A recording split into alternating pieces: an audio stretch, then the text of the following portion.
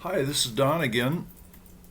This is the fourth in the series of calendar studies. I've had a little breakfast, a little orange juice, changed my shirt, put on some different glasses.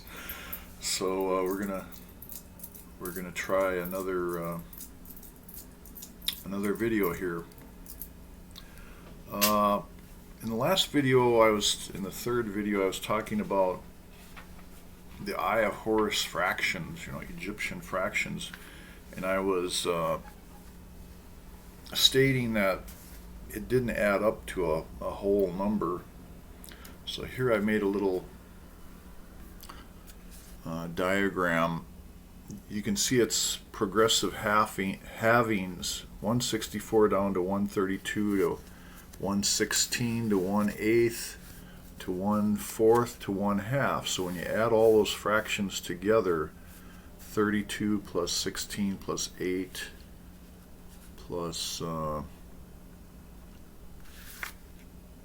4 plus 2 plus 1, it equals 63. So you don't quite have the whole number. So there was a guy on the internet that was quite good with Horus eye fractions.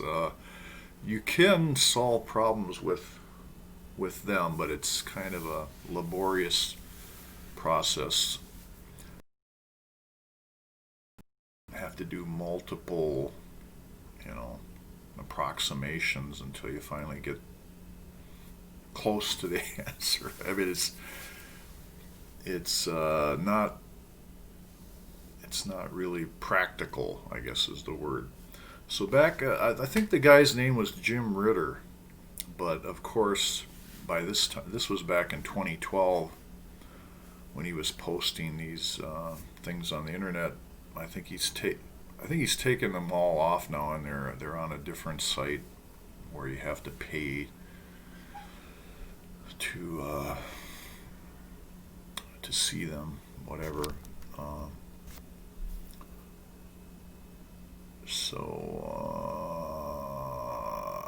Back at that time, 2012 is when I started this study of 3D math in Genesis.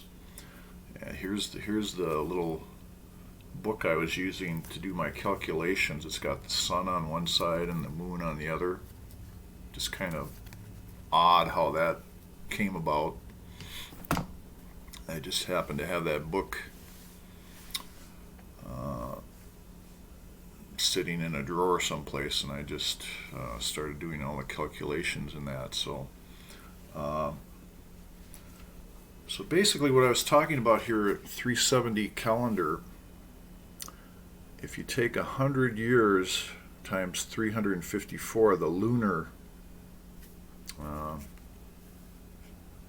the lunar part of the equation, and you add 370 days for the flood. The flood started after 100 years of 354. So then that is equivalent to 98 years of 365, the solar component. So at the end of the flood, Shem, the son of Noah, was 98 years old in solar time. So 2 years after the flood ended, Shem would be 100 years old. So that's how I came up with that.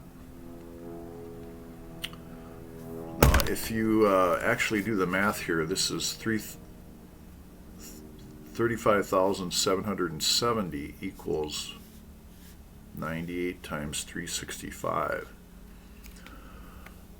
So that's one component, or one part of the solving of when the flood started.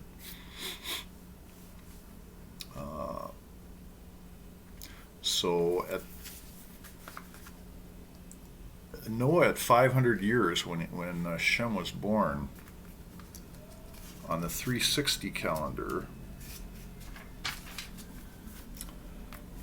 let me write this down, 360 times 500.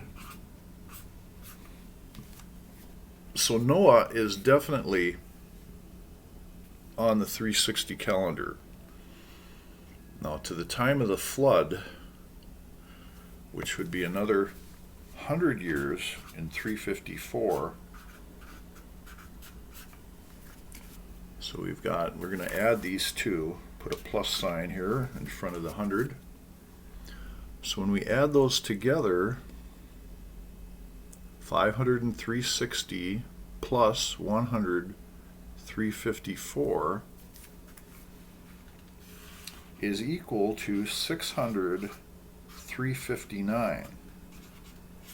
So all of a sudden the calendar has changed into 359 time.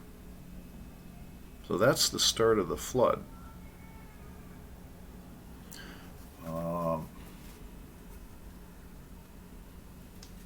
Going in the other direction, it's kind of a two-way thing. If you take Shem's age, he lived 500 years after the flood. Actually, after 2 years after the flood. So if you add 500 years at 359 plus 100, 365, you get 600, 360. Let me show you that equation. 500, 359 plus 100, 365 equals 600, 360. So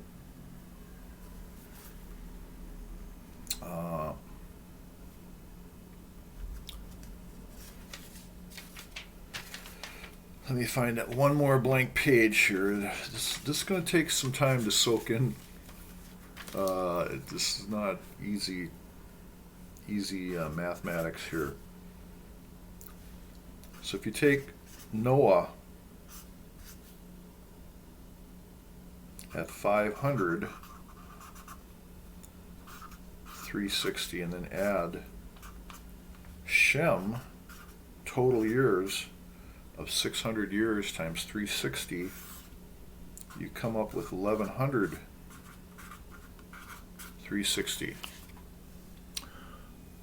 So that puts everybody on the same calendar, but at the same point in the previous equation, we found out that the flood started at, I guess that was 2 equations ago.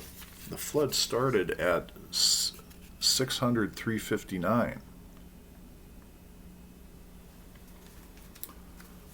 So I'm just going to let that soak in here before I kind of give it a little bit more detailed account.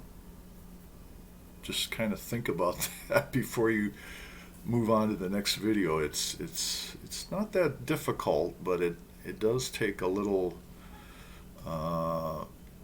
reorganizing of your analytical mind so that you can grasp the 3D-ness of it, you know. So I'll end it there. Thanks. Bye.